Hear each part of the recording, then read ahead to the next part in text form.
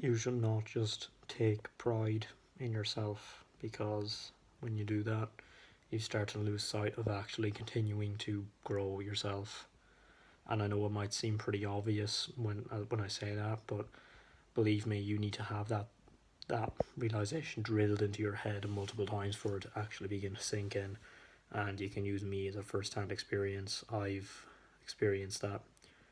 For example, at the beginning of this month, I was booking meetings like there was no tomorrow, and I even signed my first few meetings off, and I in my first week of out or my second week of outreach, my first week of actual meetings, I sort of got two people on board, and I thought I was the king of the world at sales because I managed to achieve such an amazing feat, and I was like, okay, this is great. I suppose I'm gonna get two on for the week after this, and then two on the week after that, and two on the week after that. And by the time I'm back in college, I'll be making 30k a month, and it'll just be that easy. Nevertheless, God smote me pretty hard for that mindset that I had, and I don't know if I deserved it, but it was going to happen anyway because I got too big-headed. Like, causality did not have that in store for my situation, so it just didn't happen.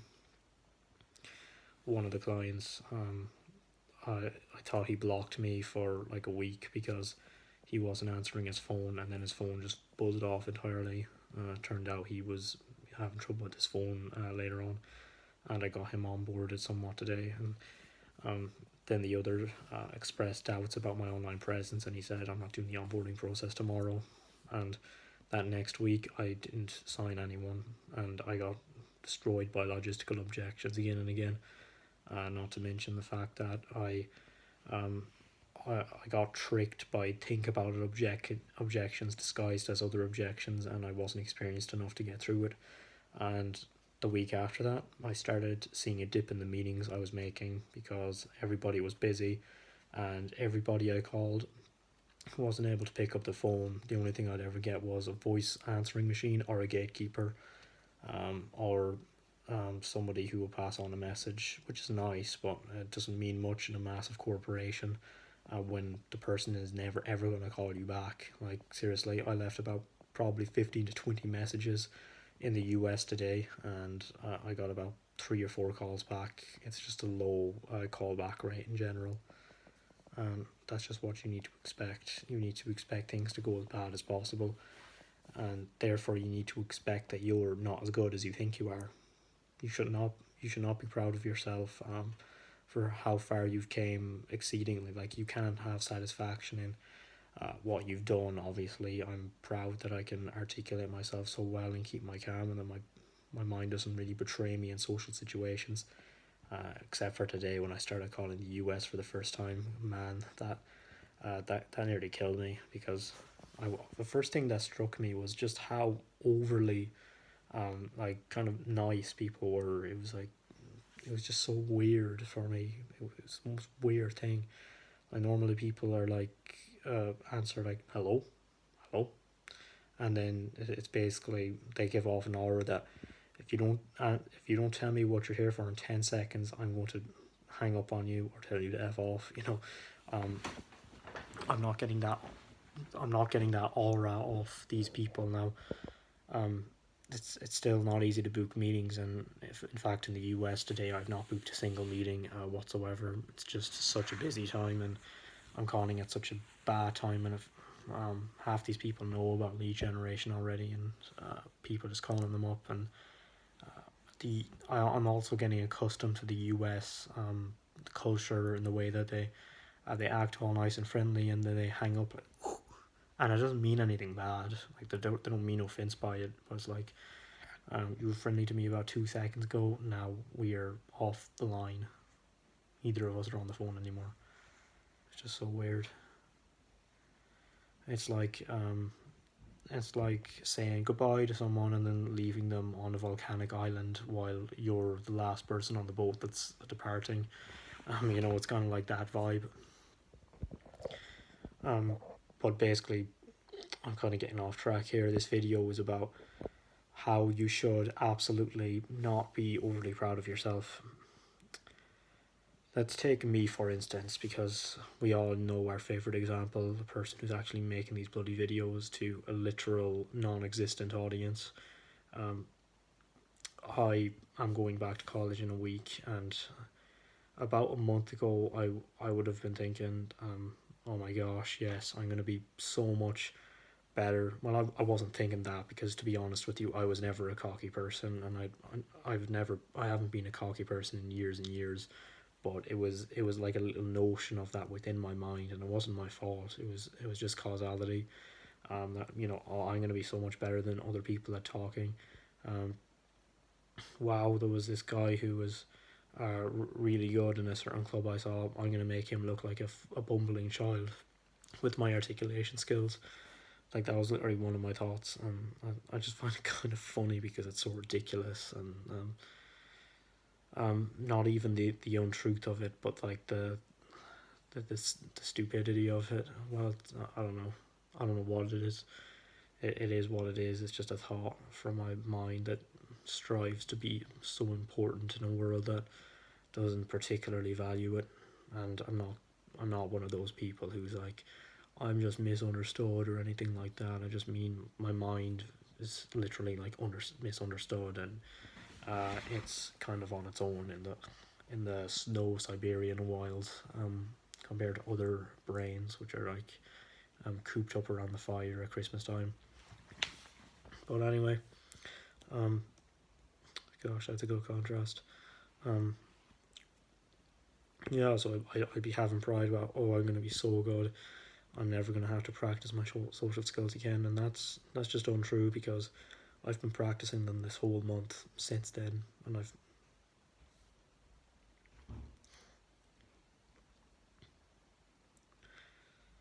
I've been getting better and better, and as I said yesterday, I'm actually on the point of burnout, and um, today especially, I literally had to stop calling for a couple of minutes because I actually I couldn't continue physically, because I could feel my heart beating really hard in my throat, not in my throat, but like practically in my throat. It was like very hard, and I could really feel it, and I started having some pains in there as well, and it was like the amount of stress my body is going through is permitting me to it's not permitting me to continue calling all day. That's pretty much where I'm at. Problem is now it's going to actually happen in a couple of days, and I'm not going to I'm going to have to cut down on work in the next few weeks.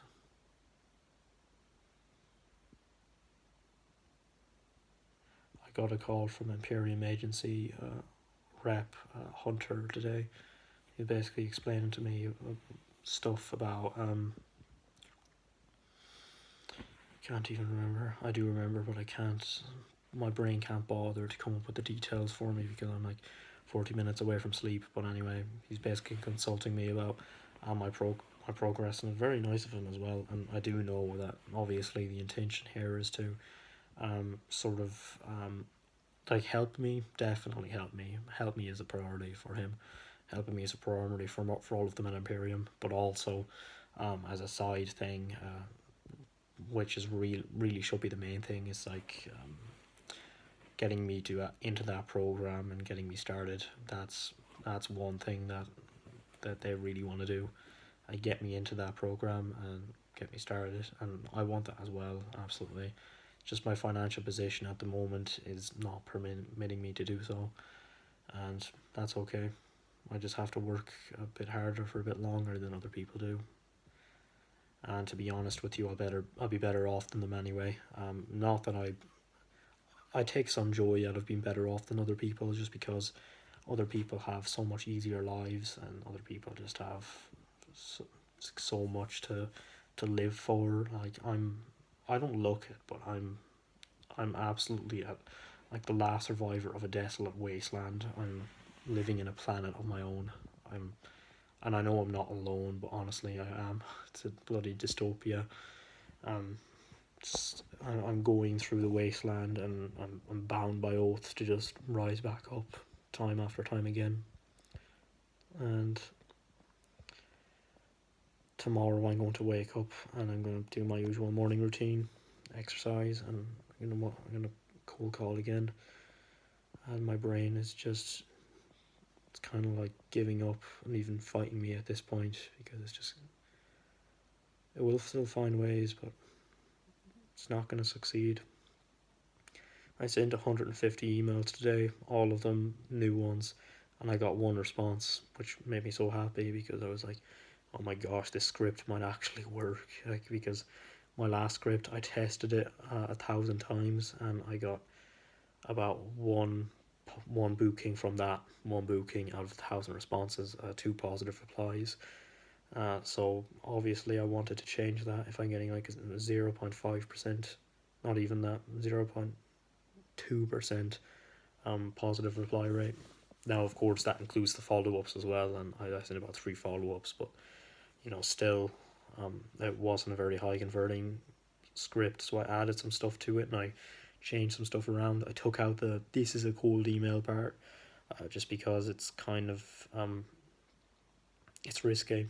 It's risky because on one hand it comes off as authentic, but on the other, authenticity isn't the really thing you give a crap about when you're reading some email copy. What you care about is what the thing can do for you. And if someone says this is a cold email, immediately it devalues the thing in your situation, and there's in your perception. So I suppose I just reasoned it out there, didn't I? I should really do these videos more often, just to see what works for me and what doesn't. And yeah. Anyway, I'm glad I'm making these videos. I'm not going to say that I'm good at making videos, because if I was good, then I would have more views. But I'm, the main point here is to just become better than you're aware you are. You can think that you're pretty good, but only by the time you're absolutely incredible at the thing. Like that's really the ratio you should be going for. It should be like a 3:7 thing. Oh yeah. I'm kind of strong, like I'm okay, and then like punches a punching bag down to the ground in like 2 seconds. Like that's what you need to be like in terms of how you describe yourself. Like I said on a call, I'm pretty confident on calls, which I am absolutely,